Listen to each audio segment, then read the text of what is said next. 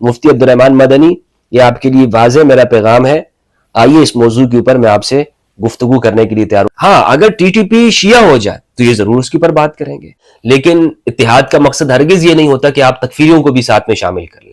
بسم اللہ والصلاة والسلام علی رسول اللہ وآلہ ومن والہ۔ السلام علیکم ورحمۃ اللہ وبرکاتہ۔ ایک دانشمند شخص جب اس امت کا تجزیہ کرتا ہے کہ اس امت کے مسائل کہاں پر ہیں، اس امت کے مسائل کے اسباب کیا ہیں، یہ امت کیوں دنیا بھر میں پٹ رہی ہے، مسلمان دنیا بھر میں دیگر اقوام کے مقابلے میں کمزور کیوں ہیں، سیاسی طور پر، معاشی طور پر، اقتصادی طور پر، اور سائنس اور علوم کے میدان میں یہ دنیا سے پیچھے کیوں ہے، تمام زوال کی وجوہات پر اگر غور کرتا ہے ایک دانشمند اور حکیم انسان، سوشل سائنٹسٹ، تو اس کے سامنے جو وجوہات آ سکتی ہیں، کوئی کہے گا کہ جناب اس امت کے اندر اتحاد موجود نہیں ہے، کوئی شخص یہ کہہ سکتا ہے کہ یہ امت فرقہ واریت کا شکار ہے، بہت سارے داعی اس دعوت کو لے کر اٹھے ہیں کہ مسلمانوں میں اتحاد قائم کیا جائے، دیوبندی، بریلوی، شیعہ، سنی، صوفی، وہابی، سلفی، اس کا اتحاد قائم ہو، کوئی کیا حل پیش کرتا ہے، کوئی کیا حل پیش کرتا ہے۔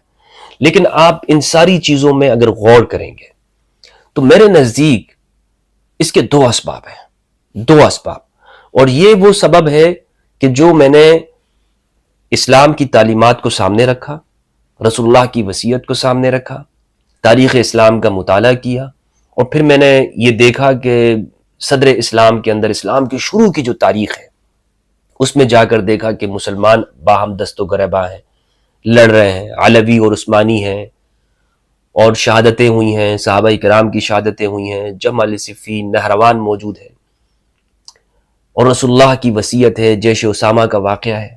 تو میرے سامنے دو چیزیں آتی ہیں تمام جتنی بھی پوری اسلام کی تاریخ پڑھنے کے بعد، ایک تو اس امت نے اہل البیت کو چھوڑا ہے، اور دوسری بات اس امت کے اندر تکفیر کا فتنہ ہے۔ یہ دو میجر اسباب ہیں کہ اس امت نے زوال کا شکار ہے، یہ امت زوال کا شکار ہے۔ عرب کے معاملات دیکھ لیں، قدیم زمانے میں ہوں یا آج کے دور میں، عجم کو دیکھ لیں، یعنی عرب اور عجم کے درمیان میں تفریق اتنے وسعت اختیار کر گئی ایک زمانے میں کہ عجمی جو شخص مسلمان ہوتا تھا اس سے بھی ٹیکس لیا جانے لگا۔ اگر اموی زمانے کا آپ مطالعہ کریں گے، عمر بن عبدالعزیز نے اس کو ختم کیا تھا کہ یہ کیا آپ لوگ کر رہے ہو۔ تو عجم کا جو اسلام ہے وہ بھی قبول نہیں ہو رہا تھا، اور ان پر بھی شک کیا جاتا تھا اور کہا جاتا تھا کہ یہ لوگ جو اسلام قبول کر رہے ہیں تو اس لیے ہے کہ یہ ٹیکس سے بچنا چاہتے ہیں۔ عمر بن عبدالعزیز رضی اللہ عنہ نے کہا کہ رسول اللہ صلی اللہ علیہ وآلہ وسلم داعی بن کر تشریف لائے، وہ جابی بن کر نہیں آئے، یعنی ٹیکس وصول کرنے والے نہیں تھے رسول اللہ صلی اللہ علیہ وآلہ وسلم۔ تو بہرحال یہ تفریق بہت پائی گئی اسلامی تاریخ کے اندر، ہمیں نظر آتا ہے، اور کبھی ایک شخص کھڑا ہوتا ہے، وہ اپنی دعوت لے کر کسی ملک پر حملہ کرتا ہے اور ایک فرقے کا خاتمہ کر دیا جاتا ہے، اور اگر ایک فرقے کی حکومت آتی ہے تو وہ دوسرے فرقوں کو خاتمہ کرتے ہیں اور کوشش کرتے ہیں کہ ان کو کمزور سے کمزور کیا جائے۔ تو بہرحال یہ اسباب اور وجوہات ہیں۔ اس میں سے جو پہلا جو سبب میں نے آپ کے سامنے بیان کیا ہے کہ اہل البیت کو چھوڑ دینا، یہ تو ہمیشہ ہے۔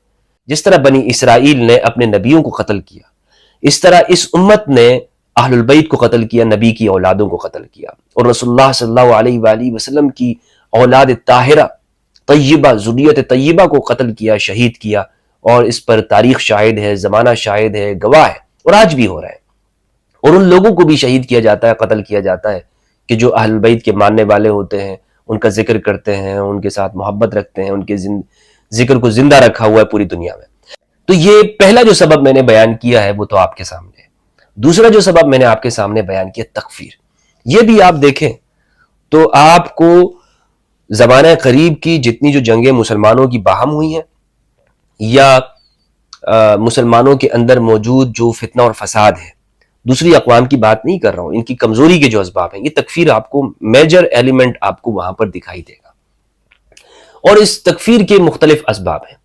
تکفیر کب شروع ہوئی، تکفیر کے کیا اسباب ہے، تکفیر کے فوائد دیگر اقوام کو کیا ہوئے اور اس کے نقصانات مسلمانوں پر کیا پڑے، اسلام تکفیر کے حوالے سے کیا کہتا ہے، یہ ایک الگ موضوع ہے.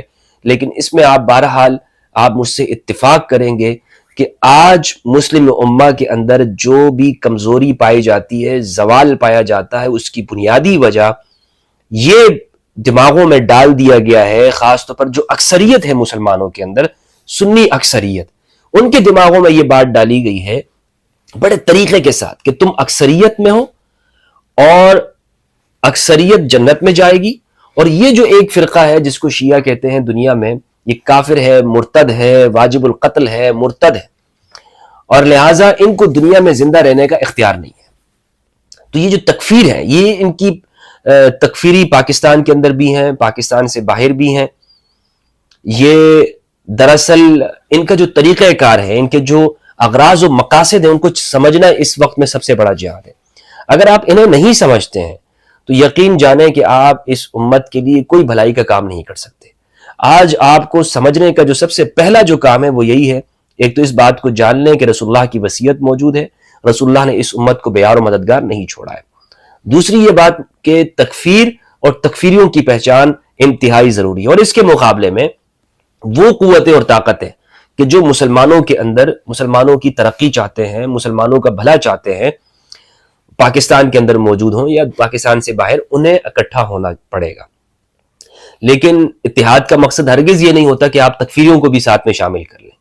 تکفیری جو جماعت بھی، جو شخص بھی کسی فرقے کو بھی تکفیر کرتا ہے، کافر قرار دیتا ہے، اس کے ساتھ اتحاد نہیں ہو سکتا. ان کو بھی ساتھ میں شامل کرنا، ان کے ساتھ بھی اتحاد قائم کرنا، تو یہ تو مطلب یہ کیسے ممکن ہے، یہ کیسے ہو سکتا ہے کہ جب آپ جو اصل سبب ہیں ان کو اپنے ساتھ لے کر چلیں. پاکستان کے اندر یہ جو مرض ہے یہ بہت عام ہوتے جا رہا ہے. اور ایک ویڈیو مجھے لوگوں نے بھیجی، اور جب میں نے وہ دیکھا تو اس شخص کو جب میں نے دیکھا، ان کی ہر گفتگو کے اندر یہ بات پائی جا رہی ہے کہ جو شیعہ طبقہ ہے، اور یہ بھی ان کا ایک طریقہ ہے کہ یہ جو ایران کی مذمت کرتے ہیں یہ دراصل شیعہ کی مذمت ہے. اگر ایران ان کے نزدیک ان کا اپنا شخص ہوتا، اپنے فرقے کا ہوتا، تو یہ کبھی اس کی مذمت نہ کرتے. اس کی مثال میں آپ کو یوں دیتا ہوں کہ مثلا جیسے یہ ٹی ٹی پی کے لوگ ہیں، ٹی ٹی پی پاکستانی اداروں کا قتل عام کرتی ہے، پاکستانی عوام کو شہید کرتی ہے، اس ملک کے خلاف کام کرتی ہے، اور بالکل واضح طور پر مسلح کارروائیاں کر رہی ہے. لیکن یہ شخص کبھی بھی ان کے خلاف بات نہیں کریں گے. یہ سب کا المیہ ہے، یہ ان کے خلاف نہ کچھ گفتگو کریں گے. ہاں، اگر ٹی ٹی پی شیعہ ہو جائے تو یہ ضرور اس کے اوپر بات کریں گے.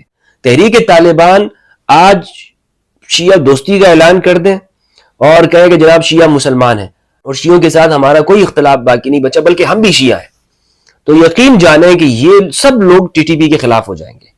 یہ تکفیریوں کی میں بات کروں تو اصل وجہ یہ ہے کہ انہیں نفرت ہے، یہ تکفیری گروہ ہے. ان کا کیا فائدہ؟ اب آپ یہ سوال کر سکتے ہیں کہ آخر یہ ایسی وجہ کیا ہے کہ یہ بس یہ شیعت کے خلاف ہیں اور اس کے سوا ان کو اور کوئی بات نظر نہیں آتی. اس کی وجہ ایک تو بہت ساری وجوہات ہیں. ایک وجہ تو یہ ہے کہ جو ان کی جو تربیت ہوئی ہے جس ماحول کے اندر، جن کیسٹوں کو سن کر یہ ہوئی ہے، وہ تکفیری لوگ تھے، اور انہوں نے پاکستان کے اندر ایک فضا بنا کے رکھی، ایک ماحول گرم کر کے رکھا.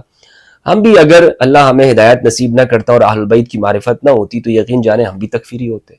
اور یہ اکثریت کا حال ہے کہ جب پاکستان میں 90 کے زمانے میں 80 کے زمانے کے جو لوگ ہیں ان کے دماغوں کو ایک خاص طریقے پر برین واش کیا گیا انقلاب ایران کے بعد، تو یہ وہ جو طبقہ ابھی تک موجود ہے، انہیں آپ ہر گفتگو کے اندر دیکھیں گے کہ یہ لوگ اسی موضوع کے اوپر بات کرتے ہیں، اور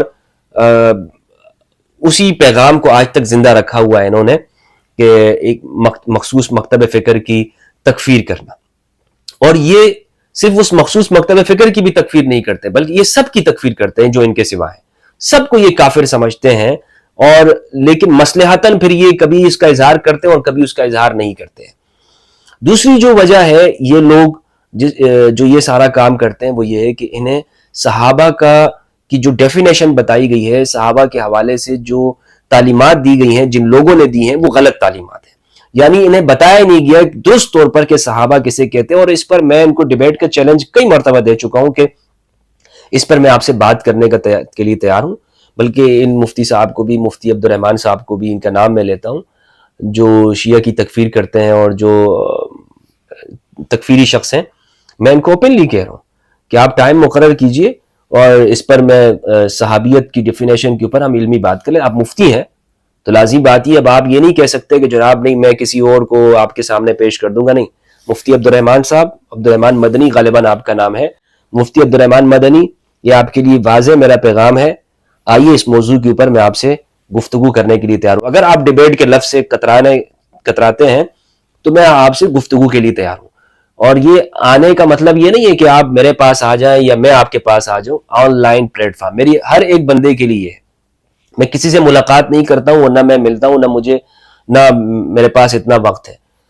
یہ گلوبل ایج کے اندر ہم جی رہے ہیں، گوگل کا زمانہ ہے، یوٹیوب کا زمانہ ہے، اور میں تو آپ کو معلوم ہونا چاہیے کہ میں گوگل اور یوٹیوب کا سب سے بڑا شکریہ ادا کرتا ہوں کہ ہمیں یہ پلیٹ فارم دیا گیا کہ ضمیر کو ظاہر کر سکتے ہیں. تو آن لائن اسٹریم یارڈ کے اوپر میں آپ سے گفتگو کرنے کے لیے تیار ہوں. آپ مفتی ہیں، اگر آپ مفتی نہ ہوتے تو میں ہرگز یہ بات نہ کرتا. مفتی ہیں تو لہٰذا ہماری آپس کی گفتگو بنتی ہے. اور موضوع میں آپ کو دیتا ہوں، موضوع کیونکہ اس وجہ سے تکفیر ہو رہی ہے نا، یہ اس وجہ سے اگر آپ تکفیر نہ کرتے، میں تو آپ کو سبب بتا دیا ہے کہ جو دوسروں کی آپ تکفیر کر رہے ہیں، دوسروں کو آپ غدار کہہ رہے ہیں، دوسروں کو آپ وطن دشمن، دین دشمن کہتے ہیں. آئیے اس کے اوپر بات کر لیتے ہیں، بات ہو جائے گی، سب دنیا دیکھ لے گی.